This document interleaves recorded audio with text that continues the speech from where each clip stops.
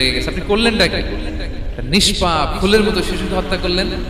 খিজির আলাইহিস সালাম বলে, এই যে আমি জানতাম যে তুমি ধৈর্য ধারণ করতে পারবে না, তোমার রাস্তা এক, আমার রাস্তা এক, যাও।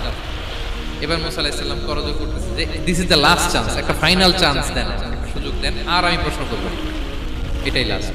বললেন ওকে, ঠিক আছে। হাঁটতে হাঁটতে এক ইহুদি বসতির সামনে যে হাজির, দুজনই খুব ক্ষুধার্ত, খাবার চাইলো, এরা আবার কৃপণ, খাবার দিল না।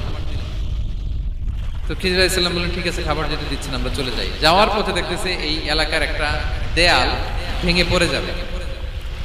তিনি বললেন, মুসা চলো এটা ঠিক করে দেই। দুইজন মিলে প্রচন্ড ক্ষুধায় এটা সেটা এনে দেয়ালটা তৈরি করতেছে। মুসা আলাইহিস সালাম তো এমনিই রাগী, পেটে আবার ক্ষুধা, আবার বলছে কিছু বলাও যাবে না। তিনি এবার আর প্রশ্ন করেন, বলতেছে ওরা এত কিপটামি করলো আর আপনি এটা করে দিলেন, আপনি তো চাইলে এটা টাকা নিতে পারতেন, পারিশ্রমিক নিতে পারতেন চাইলে।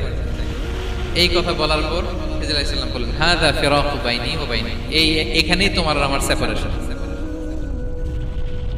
আর সামনে আগানো যাবে না, তোমার কোনো ধৈর্যই নেই। তো এতটুকু তোমাকে আমি বলি যে আমি একটাও আল্লাহর আদেশ ছাড়া করি নাই, আল্লাহর আদেশে আমি করেছি। কি? এক নম্বর হচ্ছে ওই যে আমাদের ভাড়া নিতে চাইলো না, আমাদেরকে পার করে দিল, নৌকাটা ছিদ্র করেছি, কারণ এই এলাকায় একজন জালিম বাদশা আছে, সে নৌকা পেলেই গরিব মাঝিদের নৌকা সিজ করে নিয়ে যায়।